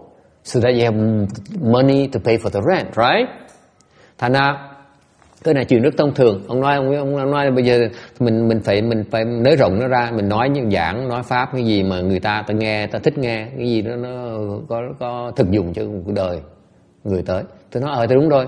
Ông có chuyện gì lạ, có những người ta bắt đầu nói chuyện tình thương, ta nói chuyện yêu thương, ta nói chuyện yêu đương, ta nói chuyện thế gian pháp. Tại người ta muốn nghe những cái pháp như vậy. Vậy làm cái gì? Để chứ mà có tiền mà trả tiền mà tu chứ. Chứ sao bây giờ? Nghe quen thuộc không? Some decide I'm gonna quit. I'm gonna go get a job. I work during the day and the weekend I open the temple. I don't need your money. I have my own job.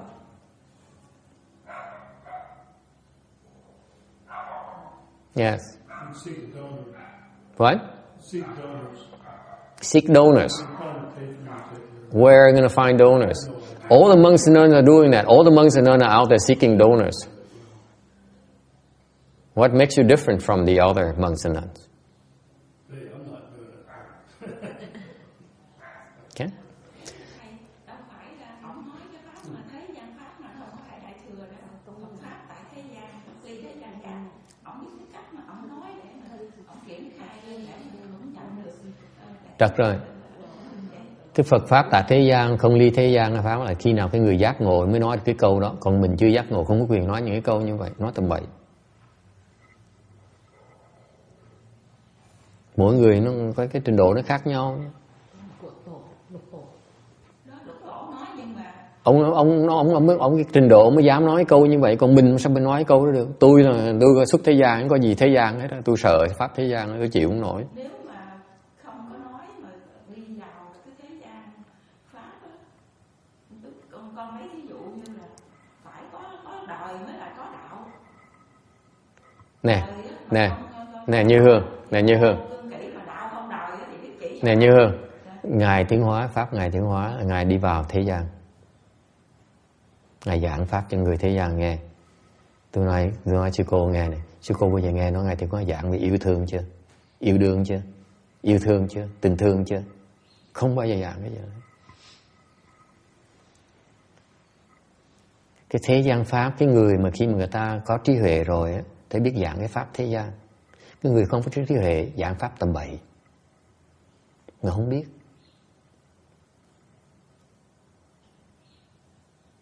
Bởi vì mình phải cần neo gương những người tổ sư để coi ta giảng cái loại pháp gì, mình theo đó mình giảng. Còn mình giảng theo tầm bậy đó, là pháp thế gian và pháp xuất thế gian. Cái người mà giác ngộ rồi ta chọn cái pháp để giảng. Cái người chưa giác ngộ chọn pháp tầm bậy mà không biết, đọa hết. Rồi chọn pháp tầm bậy xong rồi mang để cái nhãn hiệu là Phật pháp ở trong đó. Thiệt đó là ma pháp. Tại vì chưa có trí huệ được, ta giảng tầm bậy.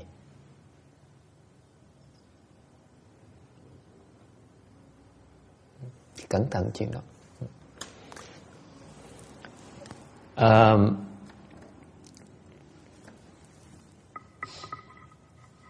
So going back to the point of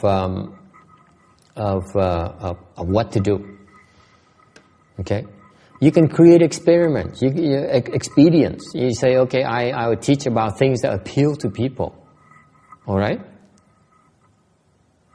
So you talk about love. You talk about things of interest to people. Talk about love. You talk about enjoyment of life. You talk about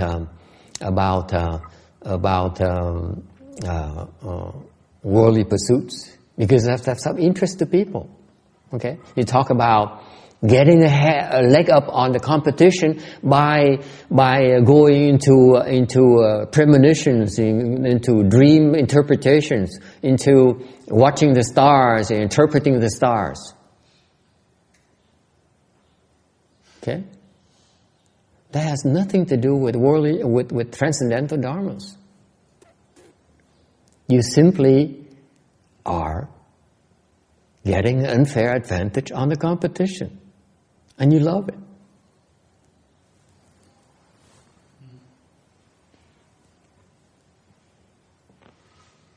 Is that what you want to teach others to do? Is that Mahayana? That's it? So that you can be a winner, you beat other people, you get what you want.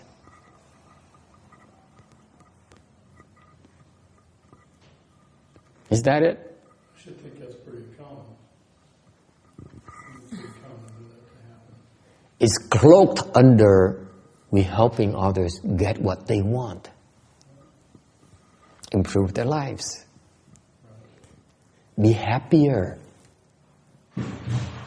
Okay? Find their love.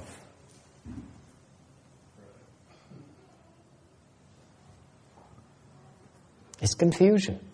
You're teaching confusion.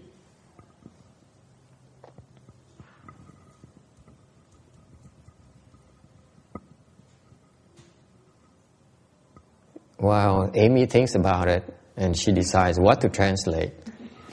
法师就说，就是说很多人，所以要怎么做？所以有的人就会开始讲一些比较跟世间法，就是讲一些关于爱情啊，或者是如何赚钱啊，就是跟平常人生活比较可以息息相关，可以了解的东西。那就帮助他们可以得到他们想要的，所以这样子他就会比较有多人，吸引更多的人来。那法师就说，那这样子的话，就是说，那你其实是不是在教大乘佛教，其实是在教这个就是 confusion， 就是迷惑的事情，对，就是迷惑大众就对了。Okay. So it turns out this particular monk here, at that time, Qigong became very popular in Taiwan, and therefore he went to a Qigong class during the day, and at night he going back to his hall, and they started teaching Qigong himself. 所以那个人他就是气功那个时候很流行在台湾，所以他就白天去上气功的课，然后晚上回去他就教气功。Cái thời đó khí công rất là thịnh hành. Thành buổi sáng đó, ông thầy này đi qua học cái lớp khí công, xong buổi tối về lại cái thiền đường ông dạy khí công.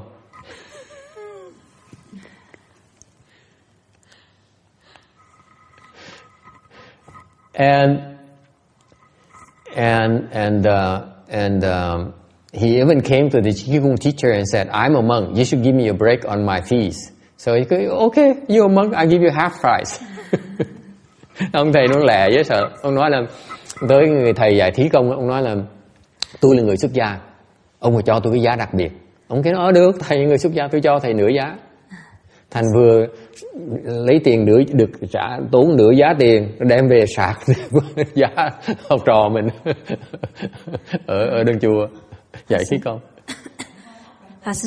Mỗi buổi sáng học cái gì, buổi tối về dạy cái đó.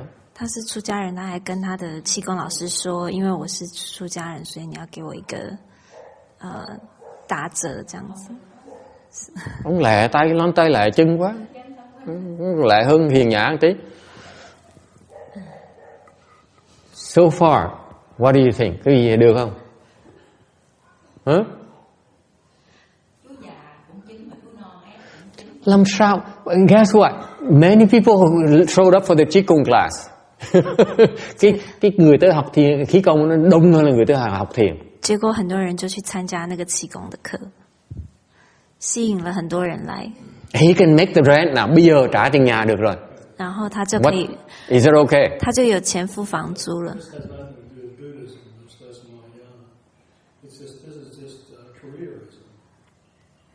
It's survival now.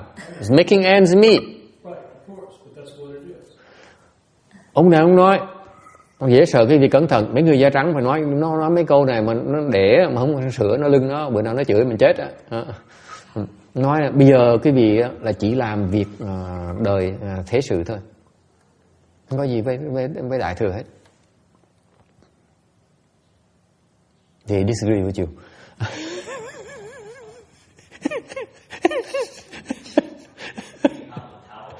Huh?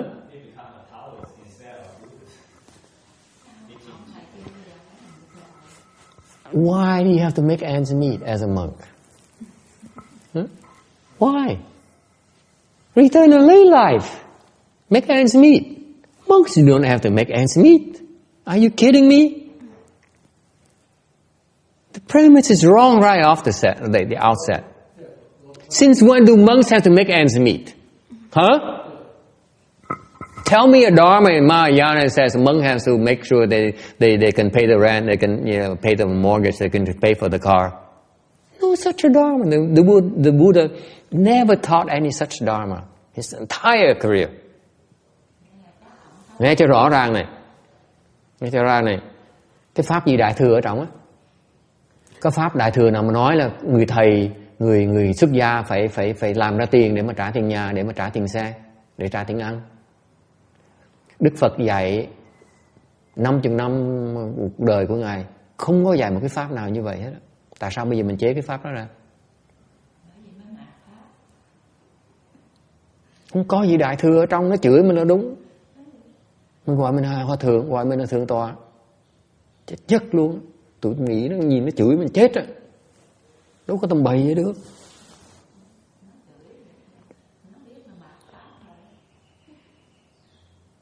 Go ahead and translate. 法师就说，他说最后就是可以，他可以过生活，他可以付出那个房租，但是法师的意思就是说，这个前提是错误的，因为是佛有教你说出家人必须要想办法讨生活、过生活嘛。However, there's a good ending. Mặc dầu bước đầu nó trật, nhưng điều cuối cùng nó rất là hay. Now he has many temples. He has 20, 30 temples. Bây giờ có 30 cái chùa khác nhau. 法师说，但是呢，最后的结果是他有20-30个，他最后能够 Now he's so rich.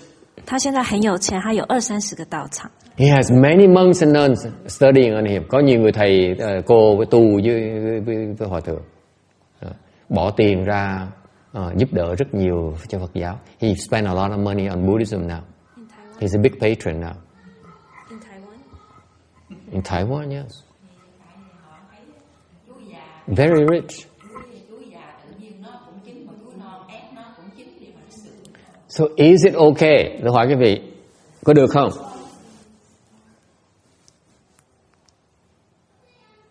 Được không? Làm gì được không?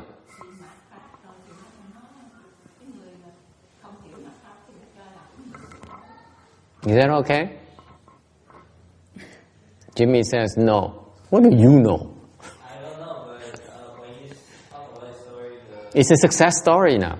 your the phrase that we have on the side, the Shen goes on the straight, and the one that your master's calling about that if you start, you don't pay, that's very common. Let me rephrase it for you in a Buddhist terms. Okay. Since when is a successful monk measured by the number of temples, how much money he has in the bank account?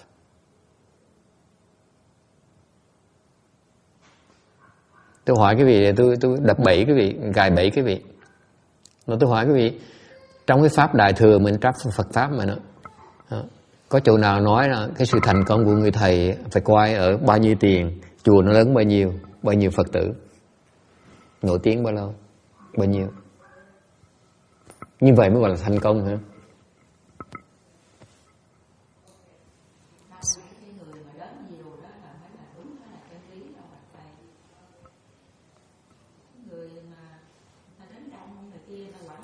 Bước đầu nó trật á, cái bước cuối nó cũng trật. My point is that if the first step you take is wrong, the last step you take will also be wrong.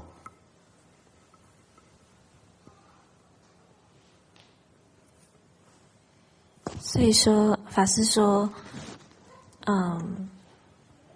他的解释就是说，就是说听起来是很成功，但是你仔细想想，什么时候这个成功的出家人是用他有多少道场来衡量他多好，多富有，多有钱。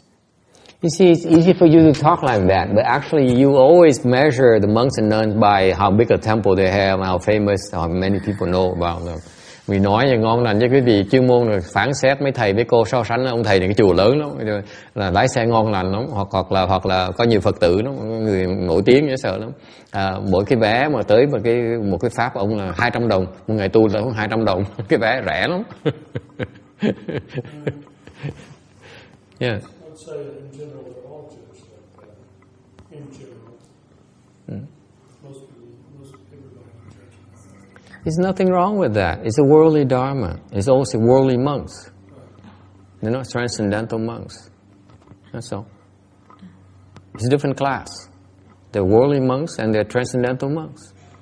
You should not lump them together.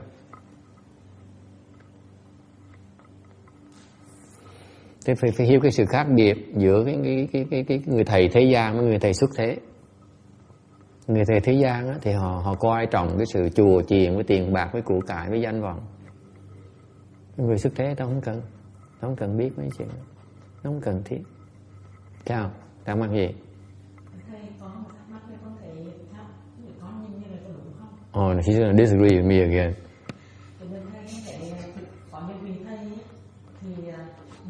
I cringe now.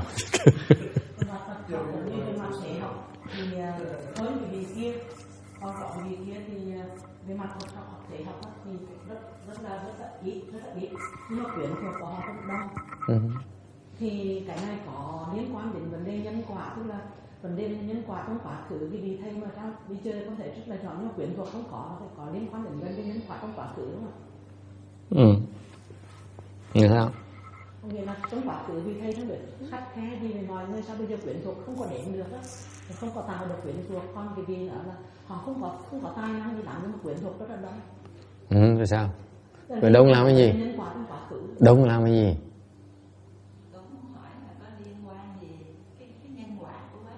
Kệ nó chứ, giống như đông ý nó ăn nhầm tới cái chuyện thầy với cô, đông ý nó ăn nhậu vậy thì chuyện tu hành của mình. Cái đó con thấy ở trong cái lịch sử Phật giáo có để là cái người mà biết phóng sanh đó, cũng như đi sư để cái cho chim ăn hoài đã nữa, đi sư có đệ tử đông nè, đó cái ngày nào cũng phải đem cơm được cho. Đệ tử chim là đông làm cái gì?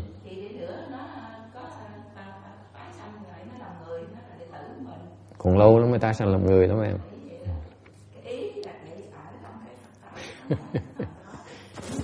Cái vị vẫn đếm như thường, cái tâm cái cũng còn phân biệt là đông với ít, và đông với ít, và nổi tiếng với không nổi tiếng. Đâu có gì tu ở trong á. Nó có cái duyên thì nó đông, không có duyên nó ít thôi gì đâu, hơi sức đâu mà lo.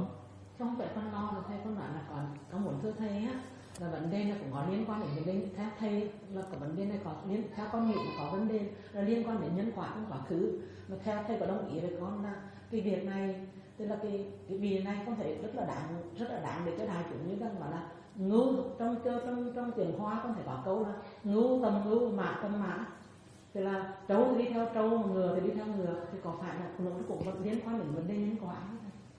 Thế đương nhiên có nhân quả trong rồi, đâu chạy đâu được.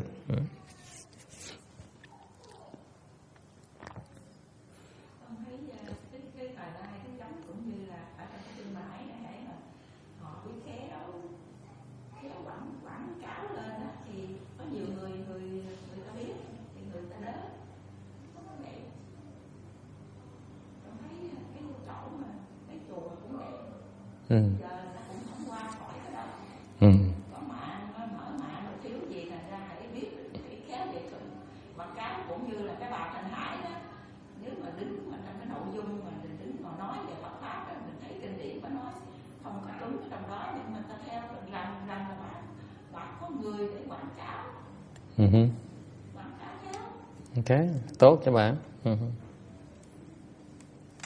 Okay, any other questions? Ai thắc mắc gì khác không?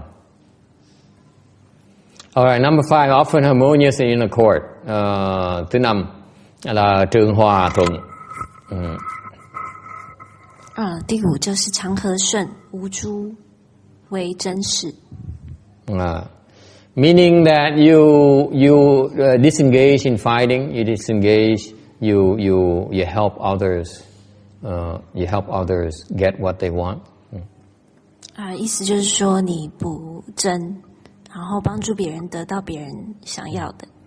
Tức cái này là mình hòa thuận với người khác, mình giúp người ta, mình không có đi ngược lại cái ý của người ta, cái nguyện vọng của người ta.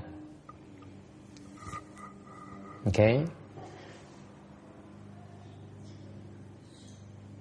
Any questions? Ai thắc mắc gì không?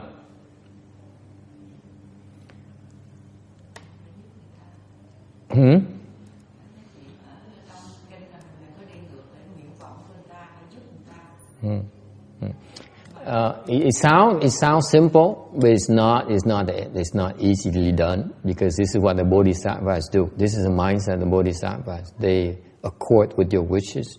You will not go against your wishes. Đây là không phải chỉ nói khơi, quý vị cũng thấy rõ được cái sự tế nhị của cái pháp này. Cái pháp này pháp, cái tâm của người Bồ Tát như vậy đấy.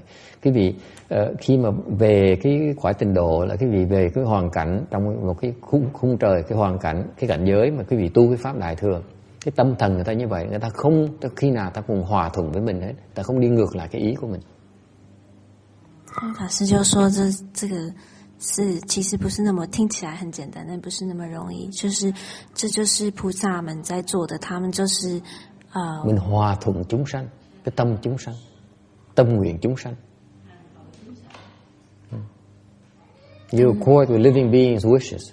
他们就是accord with 顺着众生的想要的。That's why you have no obstruction. You're not subject to regression. Vì cái tâm mình như vậy thì mình mới được cái tâm bất thối. Có nhân có duyên hết, chứ đâu phải khơi khơi như vậy mà có được bất thối đâu. Because that kind of mindset, that kind of environment, that's why you obtain non-regression. It's the causal relationship, very clear causal relationship. 所以这才是没有无退的缘故。In contrast to our land, ngược lại cái thế gian cõi mình ở bây giờ này, okay? Most of us retreat, tất cả phần lớn chúng ta đều thôi lui hết. 而相反的，在这里呢，就在这一届，就是大部分的人都会退。We are led astray by states and desires. 我们都是被欲境所牵。What does it mean? Nghĩa là 什 sao? 么意思呢？ When we have desires, we pursue our desire at the expense of others getting their own desires fulfilled. 意思就是说，我们自己有欲望的时候，我们就会想要去追求他们。Có nghĩa là sao? Một khi mà quý vị có cái dục vọng nó khởi lên một cái thì quý vị chạy theo cái dục vọng, thỏa mãn cái dục vọng đó. Mặc dù khi cái sự thỏa mãn đó làm cho người khác không được, ta bị cản trở. Vì người ta cái dục vọng người ta bị cản trở. Mình sẵn sàng mình làm chuyện đó. Okay? We go after our desires, and whether it prevents others from getting the desire fulfilled, is okay. We accept it. It's part of our motto. Okay? It's okay. Anything goes as long as you get what you want.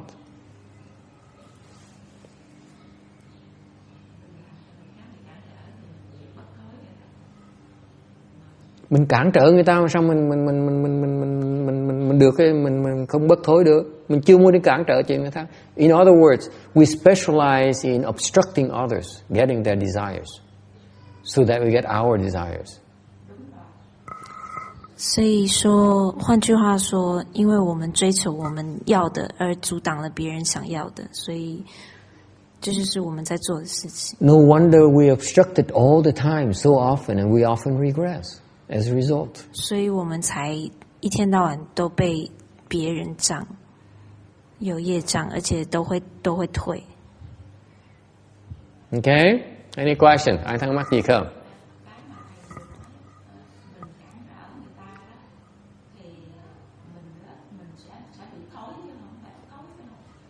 Mình sẽ bị thối, mình sẽ bị thúc lùi. Yeah.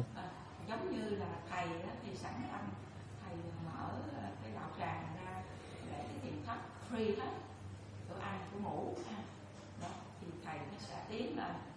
Nhưng mà cái tiếp tăng độ chúng của thầy lúc nào cũng muốn tiếp tăng độ chúng kìa. Nhưng mà mình tiếp tăng độ chúng thì mình phải mở ra, cũng như ngày hôm qua thầy nói, phải mở thầy muốn cho đây là như cái khách sạn luôn, mình phải chịu hết. Nhưng mà thầy á không có ở tại đây mà thầy thấy, cũng như cái chùa này là nói tiếp tăng độ chúng, giờ có 2 chúng rồi, cô cần với con không, mà cái toilet để mà tắm không có, để mà con nó phải đi vô ở trong cái toilet đó để mà đi chậu không, con phải lấy một chút nước về, con phải là mình, con xuống, con phải chịu như Ủa, không có phòng tắm hả? Đây có phòng tắm hả?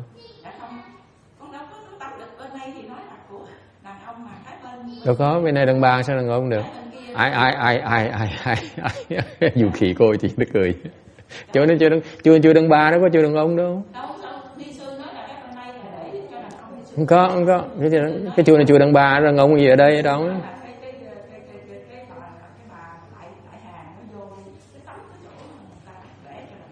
Không có.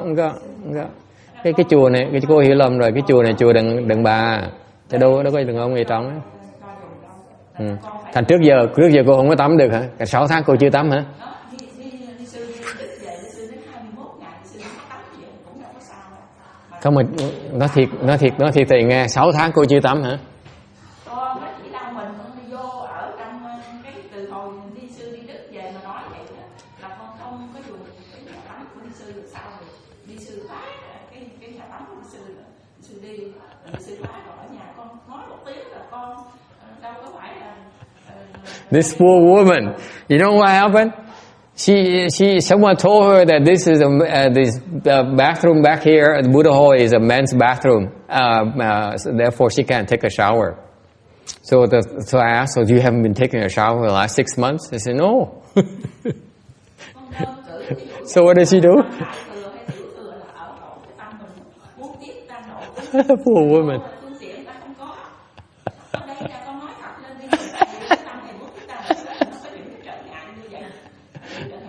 Okay. Tội nghiệp nha. I feel for her. I mean, this woman has to do all kinds of obstructions. Okay. Tắm bên này được.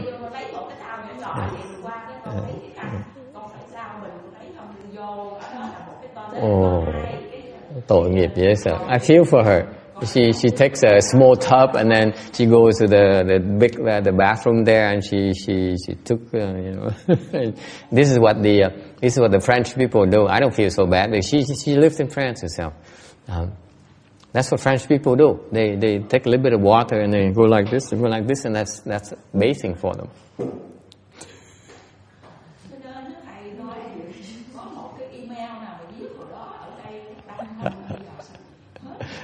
Good thing no French people here. I'm making fun of French. Okay, cô hiểu lầm rồi. Cô qua đây mà tắm đi, đừng ngại. Đâu có đàn ông đâu. Chẳng như cái thiền thất á, cái chỗ này mình dành cho đàn ông thì nó khác. Còn thường ngày đâu có đây của chùa của đàn bà mà. Cô hiểu lầm rồi. Cô tội nghiệp quá, cô qua tắm mới đừng có ngại. Ok. Tội nghiệp, tôi thông cảm cô. Vì là cô chịu cực chịu khó, tội nghiệp quá. Cô hiểu lầm rồi, đừng có ngại. Ok, qua đây mà tắm đi. Ok, cô hiểu lầm rồi. Đời xưa ở ngoài Quế, bà nội tôi cũng vậy đó. Bà mỗi lần bà tắm, bà lấy cái xô nước rồi xong bà lấy cái xong rồi bà chùi kỳ xong rồi bà tắm như vậy thôi. Bởi khi bà xối nước như vậy, thành tôi hiểu. Cô cũng vậy, người Tây cũng vậy. Chọc.